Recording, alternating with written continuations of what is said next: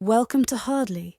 Each book is distilled into 3 stories, giving you the key ideas in minutes. Today we study together Yossi Chalamish's The Brain Code, Unlocking the Mind's Secrets for Well-Being and Growth, in which we probe into how the brain's flexible nature can be harnessed to improve mental health, learning, and personal resilience. Dr. Yossi Chalamish is a practicing doctor and neuroscientist. Don't go away. Hardly the editor will be right back with the story. The following stories explore how individuals harness the brain's flexibility to transform their mental well-being, overcome challenges, and develop resilience in their daily lives. Through these experiences, we see the profound impact of neuroplasticity in shaping not only their circumstances, but also their approach to life. Ethan sat in his living room, staring at the clock.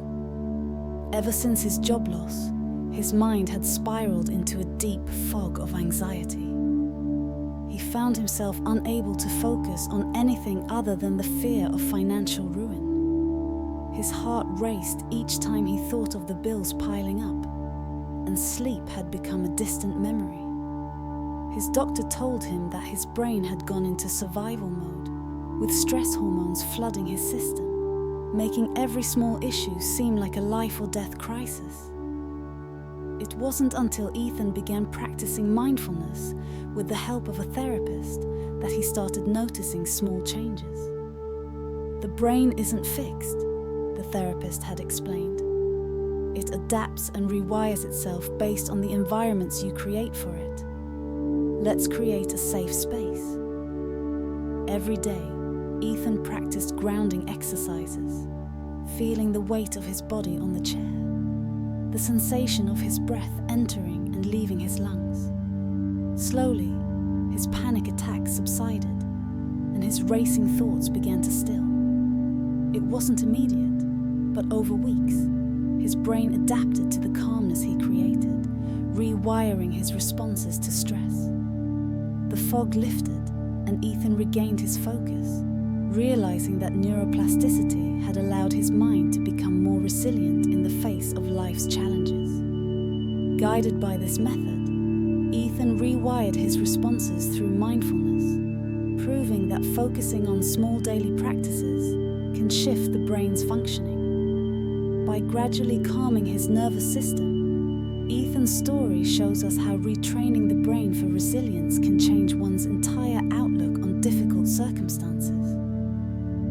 At a family gathering, Ethan's cousin Sarah shared her own story, this time about memory. Sarah had been terrified when she began noticing small lapses in her memory. She would forget the names of familiar faces and lose track of conversations mid-sentence. Fearing early onset Alzheimer's, she sought help and was introduced to techniques for improving memory retention. Her neurologist told her, "The brain's memory centers can be trained, just like muscles. You've got to work them." Sarah was skeptical, but she committed to a daily routine that involved puzzles, language exercises, and most importantly, walking. A surprising result emerged. She found that during her walks, her memory sharpened. Walking not only boosted her mental clarity, but seemed to help her retrieve names and conversations she had previously struggled with. Research shows that physical activity, such as walking, stimulates the hippocampus, the brain's memory center. Sarah began to remember more details from her daily life, and with each step, her confidence in her cognitive abilities grew stronger. Sarah's daily walks became her lifeline, showing her that movement and memory are deeply interconnected. For anyone struggling with similar memory issues, incorporating physical activity, particularly walking, into daily routines can activate the brain's natural ability to improve memory recall and cognitive clarity. Later that evening, Sarah told Ethan about their Uncle David, who had been grappling with depression for years. After the death of his wife, David had slipped into a dark place, lost interest in the things he loved: fishing, gardening, and even family gatherings. When his children convinced him to seek therapy, David hesitantly agreed, but with little hope. His therapist suggested something unconventional: volunteering at a local animal shelter. Sometimes we need to push our brains into new environments to help it find new patterns, the therapist had said. David's brain, once stuck in a loop of grief, began to respond. Interacting with the animals, helping care for them, and being part of a team gave him purpose. Slowly, his emotional state began to lift. It wasn't a cure, but a process. His brain, exposed to new stimuli and meaningful activities, started to rewire itself, making space for joy and connection where there had only been sadness. David learned that even in the deepest grief, his brain had the ability to adapt, to find new ways of functioning. David's story shows that sometimes the key to unlocking the brain's flexibility lies in pushing it into novel and meaningful experiences. For those dealing with emotional struggles, engaging in new activities can provide a sense of purpose that helps the brain shift out of entrenched patterns of grief or sadness. Each of these stories demonstrates a critical truth.